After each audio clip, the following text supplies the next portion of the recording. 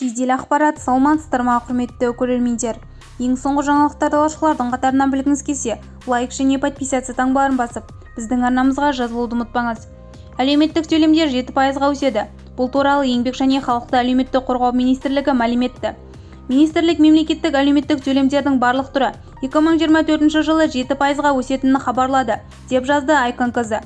Атап айтқанда, мүгедектігі бойынша және асыраушысынан айырылу жағдайы бойынша мемлекеттік әлеуметтік жәрдемақылар, мемлекеттік әлеуметтік сақтандыру қорынан мүгедектігі бойынша және асыраушысынан айырылу жағдайы бойынша әлеуметтік төлемдер, номері 1 және 2 тізімдер бойынша мемлекеттік арнаулы жәрдемақылар, жерлеуге арналған бір жолғы төлем, бала тууына байланысты бір жолғы мемлекеттік жәрдемақы, бала 1,5 жасқа толғанға дейін оның күтіміне байланысты ай сайынғы мемлекеттік жәрдемақы, мемлекеттік әлеуметтік сақтандыру қорынан бала 1,5 жасқа толғанға дейін оның күтіміне байланысты табысынан айырылатын жағдайда төленетін әлеуметтік төлемдерді алушыларға міндетті зейнетақы жарналарын ай сайынғы бюджеттік субсидиялау, арнаулы мемлекеттік жәрдемақылар, бірге тұратын 4 және одан да көп кәмелетке толмаған балалары бар көпбалалы отбасыларға ай сайынғы мемлекеттік жәрдемақы, алтын алқа, күміс алқа алқалармен марапатталған немесе бұрын батыр ана атағын алған, 1 және 2 дәрежелі ана даңқы ордендермен наградталған көпбалалы аналарға ай сайынғы мемлекеттік жәрдемақы,